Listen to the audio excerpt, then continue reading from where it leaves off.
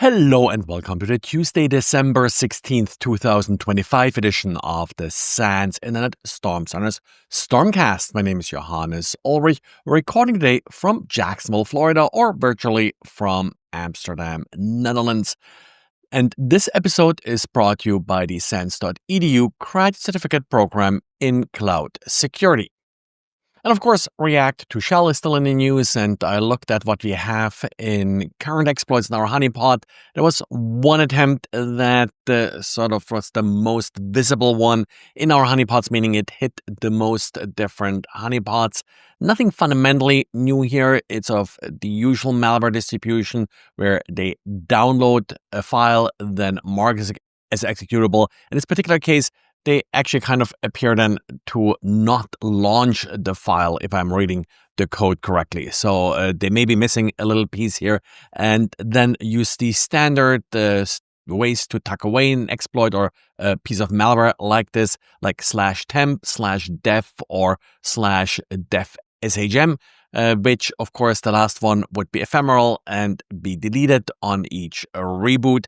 Nothing too terribly exciting otherwise with React2Shell. Yes, I saw the headline today. That always means that exploitation pretty much has run its course. And the headline was that Iranian actors are now taking part in scanning for React2Shell, which, of course, usually Iran, whenever they're mentioning news, it means that the exploit is old enough where you probably don't have to worry about finding a lot of new vulnerable systems that haven't been exploited yet.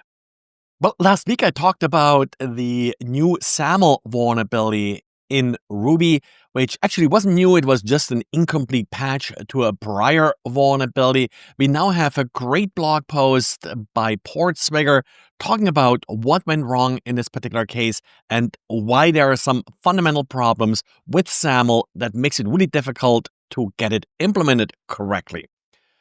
One problem with Ruby in particular is that within their SAML library, they're using two different XML parsers. And those XML parsers, as so often, don't quite agree sometimes in how they parse certain documents.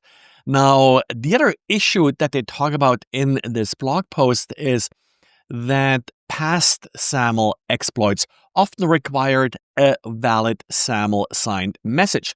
And that can be sometimes tricky to obtain. After all, you're trying to basically break into a system where you don't necessarily have an account for it.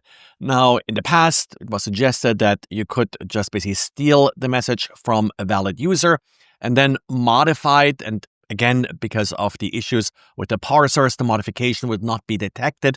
What they're looking now into in this particular post is basically where any message that's signed by the SAML server with the secret key used to sign assertions can be used in order to then impersonate other users. Particularly what they're looking at here is that, for example, some error messages are per standard digitally signed using that secret key. So error messages are usually not that hard to solicit from a server and can then be used as a basis to then create these fake SAML assertions. So big problem here is that XML as a standard is, first of all, really difficult to implement and not really implemented consistently across different libraries. Secondly, SAML then adds additional complexity to it, like how messages are, for example, normalized. They're talking about this a little bit, and how that then causes issues if that doesn't happen sort of uniform and consistently across different libraries. And yes, and then the standard, the signature verification at all is quite complex for SAML and has a lot of openings here for vulnerabilities. So maybe not the last issue that we are running into with Ruby SAML. And if you are implementing SAML, definitely be careful. Try to do as much verification of messages before you actually pass them to some of these SAML implementations.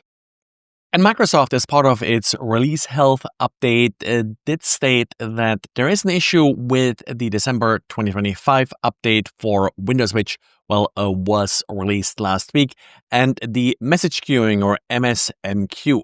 Apparently, you get messages like insufficient memory, insufficient disk space, even though you have plenty of memory and disk space. The message queuing essentially just fails. They acknowledge the error at this point. It appears to affect Windows Server 2016 and 2019, as well as Windows 10 on the client side, but no patch or workaround mentioned yet, short of course, backing out the patch.